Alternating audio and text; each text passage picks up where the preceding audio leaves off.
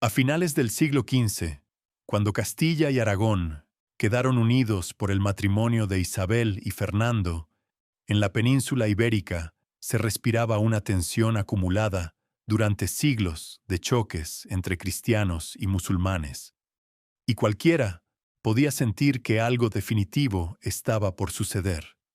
En el sur, todavía resistía el reino nazarí de Granada, último bastión islámico, ya muy reducido si se compara con la antigua grandeza de Al-Ándalus, pero aún dominaba buena parte de la actual Andalucía, desde las orillas del Mediterráneo hasta las laderas de Sierra Nevada. Bajo su autoridad, seguían ciudades como Málaga, Almería, Ronda y, por supuesto, la propia Granada, con la Alhambra elevándose como prueba del nivel artístico alcanzado por el Islam en tierras hispanas. Durante años, aquel reino se mantuvo gracias a una diplomacia calculada. Pagaba tributos a Castilla, cerraba alianzas temporales y aprovechaba las divisiones internas de los reinos cristianos para seguir en pie.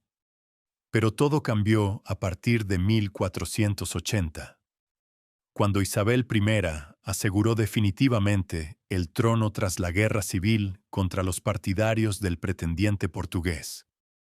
Por primera vez en mucho tiempo, Castilla tuvo una monarquía fuerte y sin luchas internas que drenaran sus recursos.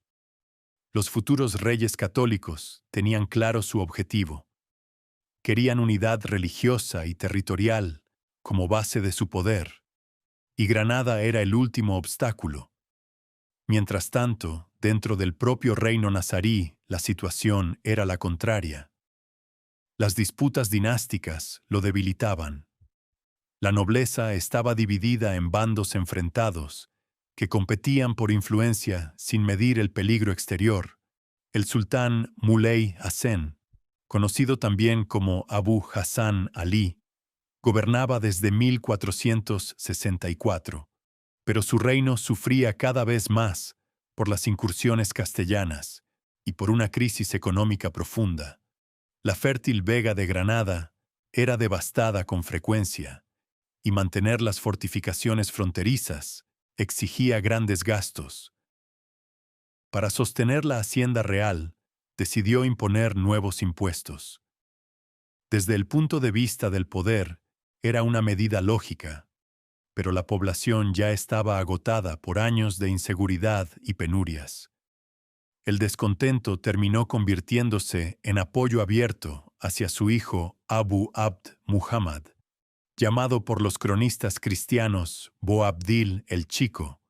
El joven príncipe contó con el respaldo de la poderosa familia de los Abencerrajes y de otros nobles descontentos, y el 15 de julio de 1482 fue proclamado rey de Granada por sus seguidores. Aquel acto encendió una guerra civil dentro del reino que acabaría siendo desastrosa. Muley Hassen no aceptó su caída. Se refugió en Málaga y reunió a los suyos. El territorio quedó dividido en dos facciones, justo en el momento más peligroso de su historia. Esa fractura interna ofreció a los reyes católicos la oportunidad que esperaban. En 1482, la guerra comenzó oficialmente. Aunque los enfrentamientos fronterizos ya se habían intensificado meses antes. Uno de los primeros golpes decisivos fue la toma de Alhama el 28 de febrero de 1482 por Rodrigo Ponce de León, marqués de Cádiz, que dirigía las fuerzas castellano-andaluzas en la zona. La caída de aquella plaza fortificada, situada en el interior del territorio granadino, supuso un golpe psicológico enorme para los musulmanes y dejó claro que sus defensas ya no eran inexpugnables ante la determinación y los recursos que los reyes católicos estaban dispuestos a emplear en la ofensiva final. Decidieron volcar todos sus recursos en aquella campaña. Las crónicas cuentan el miedo y la confusión que se apoderaron de Granada cuando llegó la noticia de la caída de la ciudad. La gente entendió que ya no eran simples enfrentamientos como los de antes. Esta vez los cristianos iban por todo y no pensaban detenerse hasta tomar el reino entero. En los años que siguieron, actuaron con una disciplina fría y constante que dejaba claro que Isabel y Fernando no improvisaban nada. En lugar de incursiones rápidas para saquear y retirarse, avanzaban con paciencia, tomaban una fortaleza, aseguraban el control del territorio y solo entonces seguían hacia el siguiente objetivo. Aquella manera de hacer la guerra exigía enormes cantidades de hombres, dinero y suministros, pero los monarcas de Castilla y Aragón lograron poner la economía de sus dominios al servicio de un conflicto prolongado. La nobleza respondió con entusiasmo, porque veía nuevas tierras y botín. Cada señor aportó sus propios contingentes de caballería e infantería. La guerra combinaba asedios largos, batallas en campo abierto y, sobre todo, un desgaste económico constante. Las tropas cristianas arrasaban la fértil Vega de Granada. Quemaban cosechas, talaban huertos y destruían aldeas, dejando al enemigo sin alimentos ni medios para sostener sus ejércitos. Era una táctica dura, pero efectiva, porque el tiempo favorecía al que tenía más recursos. Granada quedó aislada. Los poderes del norte de África que antes podían socorrerla ya no estaban en condiciones de intervenir, y el territorio nazarí se reducía poco a poco, sin posibilidad real de cambiar el curso con una sola victoria. En 1483, durante un enfrentamiento cerca de Lucena, Boabdil fue hecho prisionero. Aquello pudo significar su final, pero los reyes católicos actuaron con astucia. En vez de ejecutarlo o encerrarlo para siempre, negociaron su libertad a cambio de que aceptara la condición de vasallo de Castilla y colaborara en secreto con sus planes. Con esa jugada aumentaron aún más las divisiones internas del reino nazarí. Boabdil necesitó el respaldo castellano para mantenerse frente a sus rivales. Primero su padre Muley Hasen y después su tío El Zagal, y quedó atrapado en compromisos contradictorios que debilitaban cualquier resistencia firme. Cuando en 1485 murió Muley Hasen, el poder pasó a su hermano Muhammad Az-Zagal, apodado el Valiente por sus cualidades militares. Logró algunas victorias contra los castellanos y contaba con el apoyo de los sectores más combativos de Granada, que lo veían más decidido que el dubitativo Boabdil. Pero la rivalidad entre los partidarios de ambos solo fragmentó aún más las fuerzas defensivas del reino y permitió que los cristianos siguieran avanzando. En 1485 y 1486 cayeron ciudades clave una tras otra. Ronda fue conquistada en 1485. Ese mismo año cayó Loja, y en 1487 la estratégica Málaga. El asedio de Málaga fue especialmente duro. La ciudad, bien fortificada y defendida por una guarnición decidida, resistió durante meses, mientras la población sufría hambre y agotamiento. Cuando en agosto de 1487 finalmente capituló, los reyes católicos actuaron con severidad, molestos por la resistencia prolongada y deseosos de dar ejemplo. Gran parte de sus habitantes fueron esclavizados, y aunque algunos pudieron pagar rescate, la suerte de Málaga sirvió como advertencia para quienes pensaran resistir demasiado tiempo. Además, con la pérdida de ese puerto Granada, quedó sin su principal salida marítima hacia el norte de África, y su aislamiento fue casi total. En 1489, tras varios meses de asedio, cayó Baza, y con ello se confirmó la derrota definitiva de El Zagal. Ante una situación insostenible, negoció su rendición y entregó los territorios que aún controlaba incluidos Almería y Guadix, a cambio de compensaciones económicas y permiso para marcharse al norte de África. Con su capitulación desapareció el último foco organizado de resistencia fuera de la capital. Boabdil quedó como único gobernante de un reino reducido ya a la ciudad de Granada y sus alrededores. Los reyes católicos esperaban que cumpliera lo pactado y entregara la ciudad, sin obligarlos a un asedio costoso.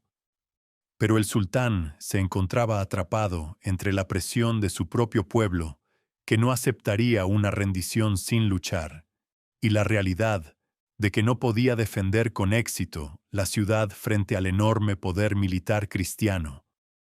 Durante el invierno de 1490 y 1491, las fuerzas cristianas ultimaron los preparativos para el asedio final.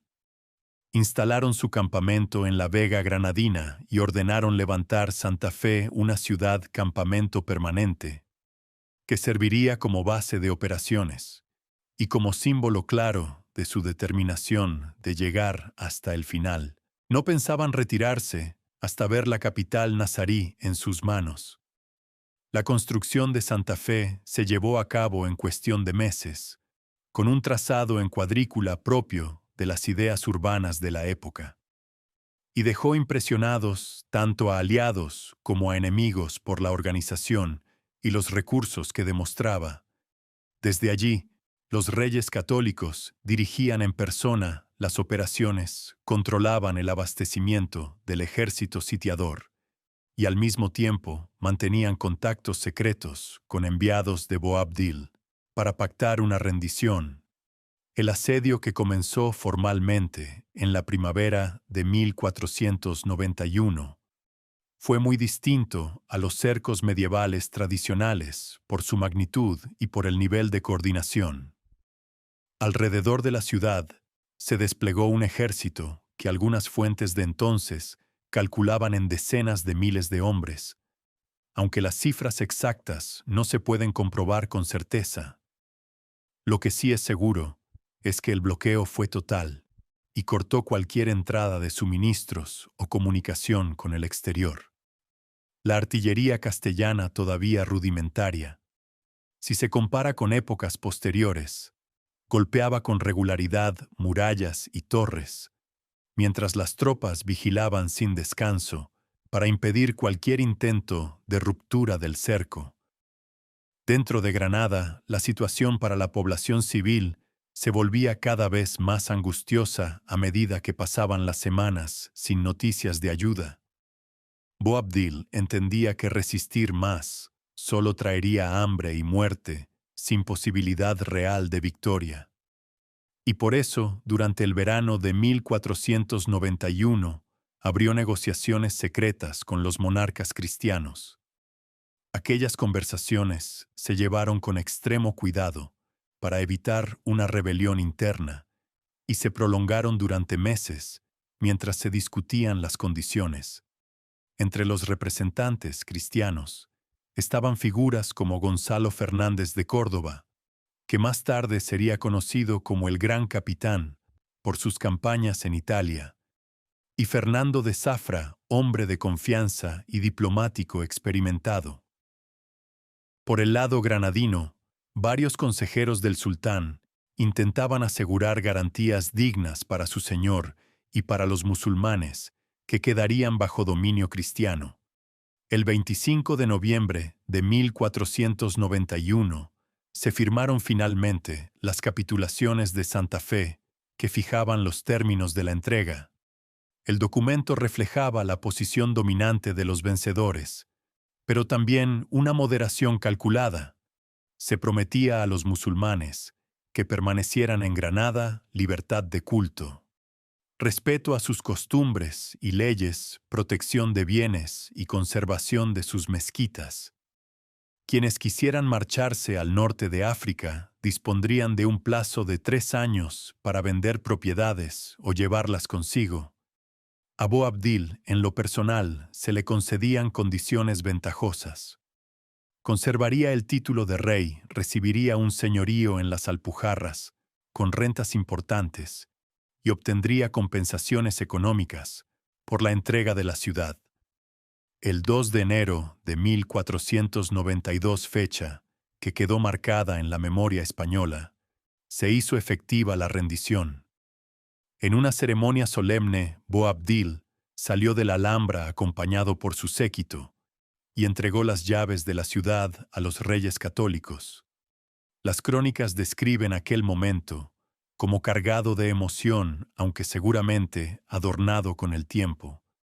La tradición cuenta que al alejarse hacia su nuevo dominio en las Alpujarras, se volvió desde un alto para mirar por última vez Granada, y rompió en llanto, y que su madre Aisha le reprochó que llorara como mujer lo que no supo defender como hombre, el episodio conocido como el suspiro del Moro. Tal vez sea más leyenda que realidad, pero simboliza la caída definitiva del Islam peninsular. El 6 de enero de 1492, día de la Epifanía según el calendario cristiano, los reyes católicos hicieron su entrada oficial en la ciudad acompañados por sus hijos. La corte, grandes nobles y numerosos prelados, en una ceremonia que subrayaba tanto la victoria militar como su significado religioso, la cruz fue alzada sobre las torres de la Alhambra y las campanas de las iglesias, que pronto se establecieron en la ciudad, repicaron anunciando el triunfo. El cardenal Pedro González de Mendoza, uno de los principales apoyos eclesiásticos de los monarcas, celebró un solemne Te Deum en la antigua Mezquita Mayor, que empezó de inmediato su transformación en catedral cristiana. Para los contemporáneos, la caída de Granada significaba mucho más que una conquista territorial.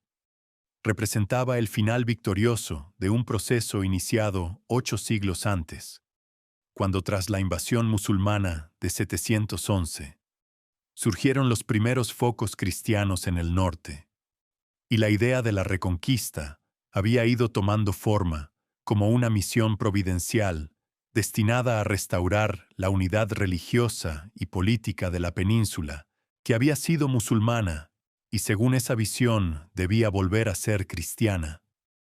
Con la caída de Granada se cerraba el círculo, y la historia que durante siglos se había contado encontraba su desenlace.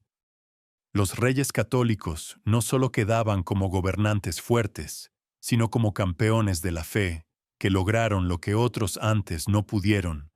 El impacto superó las fronteras de la península. En la Europa cristiana, la noticia se celebró con ceremonias y oraciones, porque se entendía como una victoria de toda la cristiandad. El Papa Inocencio envió felicitaciones y bendiciones y reconoció oficialmente a Isabel y Fernando con el título de Reyes Católicos, que ya circulaba de manera informal en las cortes de Francia, Inglaterra, el Sacro Imperio y los estados italianos. Embajadores y cronistas anotaron el hecho como uno de los más relevantes del momento, comparable a las grandes victorias contra el Imperio Otomano, aunque con un resultado más definitivo. Para la monarquía hispana, el final de la guerra significó liberar enormes recursos militares, financieros y políticos que durante una década habían estado concentrados en Granada. Con esas fuerzas disponibles, los monarcas pudieron impulsar otros planes que habían quedado aplazados. Apenas 3 meses después, en abril de 1492, aceptaron financiar la propuesta de Cristóbal Colón de llegar a las Indias navegando hacia Occidente, proyecto que había esperado mientras duraba el conflicto y que ahora podía ponerse en marcha. El descubrimiento de América en octubre de ese mismo año abrió un escenario totalmente nuevo y en pocos años convirtió a la monarquía española en una potencia con dominios en 3 continentes. En cuanto a los musulmanes de Granada, la realidad posterior se apartó bastante de lo prometido en las capitulaciones. Al principio, bajo la dirección del arzobispo Hernando de Talavera, confesor de la reina y primer arzobispo cristiano de la ciudad, Se intentó aplicar una política de evangelización gradual y relativamente respetuosa hacia los musulmanes, llamados ahora mudéjares, por vivir bajo dominio cristiano. Talavera, hombre moderado, aprendió árabe para comunicarse mejor y defendía la conversión por persuasión, manteniendo en líneas generales las garantías acordadas. Pero esa actitud no agradó a los sectores más duros de la Iglesia, que veían inaceptable la presencia de una comunidad musulmana numerosa en el corazón del territorio recién conquistado. En 1499, el cardenal Francisco Jiménez de Cisneros, arzobispo de Toledo y figura con enorme peso en la corte, asumió el control de la política religiosa en Granada, desplazando en la práctica a Talavera. Cisneros impuso medidas mucho más severas, ordenó bautismos masivos, convirtió mezquitas en iglesias y promovió la quema pública de libros en árabe, incluidos ejemplares del Corán. Aquella decisión encendió la ira de muchos musulmanes, porque la quema de libros y las conversiones forzadas se sintieron como una humillación directa. Entre 1499 y 1500 estallaron revueltas en el Albaicín de Granada y también en las Alpujarras, levantamientos que las tropas cristianas reprimieron sin contemplaciones. Tras sofocar la rebelión, los reyes católicos argumentaron que al sublevarse los musulmanes habían roto las condiciones pactadas en Santa Fe. Y el 14 de febrero de 1502 promulgaron una pragmática que dejaba a los mudéjares de Castilla ante una elección sin salida: aceptar el bautismo o abandonar el reino. La mayoría, sin recursos reales para marcharse al norte de África, optó por convertirse, y desde entonces fueron llamados moriscos, cristianos nuevos de origen musulmán. Muchos de ellos, sin embargo, continuaron practicando el Islam en secreto, lo que dio lugar al criptoislamismo que la Inquisición persiguió con insistencia en las décadas siguientes. El llamado problema morisco se arrastró durante más de un siglo, hasta que en 1609, bajo el reinado de Felipe III, se decretó la expulsión definitiva de los moriscos de los territorios españoles, culminando así un proceso de uniformidad religiosa iniciado con la caída de Granada y que tuvo consecuencias profundas en la demografía, la economía y la cultura del país. La Guerra de Granada se extendió durante 10 años, desde 1482 hasta 1492, y exigió un esfuerzo militar y financiero enorme para Castilla. Participaron decenas de miles de hombres, desde grandes nobles, con sus mesnadas, hasta peones reclutados por los consejos. La artillería fue ganando importancia, con cañones que castigaban murallas, aunque el conflicto siguió basándose, sobre todo, en asedios largos, choques de caballería y una guerra de desgaste que arruinaba campos y ciudades. El coste económico fue altísimo y obligó a la corona a solicitar préstamos a banqueros y a imponer tributos extraordinarios. Pero al final, lograron su objetivo: eliminar el último poder musulmán independiente en la península e incorporar a Castilla un territorio fértil y valioso. La Granada que recibieron los vencedores era una ciudad de gran belleza, fruto de siglos de desarrollo bajo los sultanes nazaríes. La Alhambra, con sus patios equilibrados, sus fuentes silenciosas y sus muros cubiertos de yeserías, con inscripciones coránicas y complejos motivos geométricos, representaba la cima del arte islámico en Occidente. Y los jardines del Generalife, con su ingenioso sistema de riego y su diseño que integraba el agua en cada rincón, mostraban hasta qué punto aquella cultura había alcanzado un refinamiento extraordinario. La combinación de agua, vegetación y edificios en los jardines formaba un conjunto equilibrado que mostraba el nivel de conocimientos agrícolas y estéticos alcanzado por los nazaríes. En la parte baja de la ciudad, las calles estrechas y sinuosas se entrelazaban con barrios de artesanos, donde se trabajaban sedas cerámicas y metales de gran calidad. Había baños públicos, mercados activos y una organización urbana compleja que sorprendió a muchos conquistadores cristianos, poco habituados a un diseño tan refinado. Los reyes católicos entendieron el valor simbólico y práctico de aquel lugar y optaron por conservar sus elementos más destacados, sobre todo la Alhambra, que pasó a ser residencia real, manteniendo su estructura esencial, aunque incorporando añadidos cristianos. Esa decisión de preservar en vez de arrasar mostraba tanto sentido práctico como reconocimiento de la belleza más allá de la religión. Aún así, la transformación en ciudad cristiana trajo cambios profundos. Muchas mezquitas fueron consagradas como iglesias y otras derribadas para levantar templos nuevos. El trazado urbano se adaptó a las costumbres de los pobladores llegados del norte, y poco a poco, la vida social y cultural se ajustó a modelos castellanos. La conquista reforzó el prestigio internacional de la monarquía y sentó bases para su expansión europea. Fernando de Aragón pudo volver a centrarse en el Mediterráneo y en los intereses de Nápoles y Sicilia, mientras Isabel demostró ser una soberana firme, capaz de sostener una guerra larga, movilizando recursos sin descanso. La cooperación entre ambos durante la campaña perfeccionó la coordinación entre Castilla y Aragón y preparó una integración más profunda de las coronas. El año 1492 quedó grabado como un punto de inflexión. La entrada en Granada. El 2 de enero, la expulsión de los judíos, decretada en marzo mediante el Edicto de Granada, y el viaje que culminó con la llegada a América el 12 de octubre, coincidieron en unos meses que cambiaron el rumbo del país.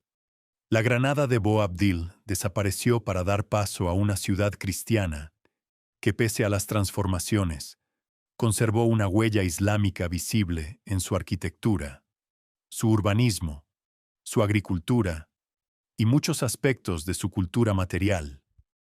Mientras se cerraba una etapa de 8 siglos, comenzaba otra completamente distinta, que llevaría a España a convertirse en la primera potencia global de la Edad Moderna, con un imperio tan extenso que más tarde se diría que en él nunca se ponía el sol.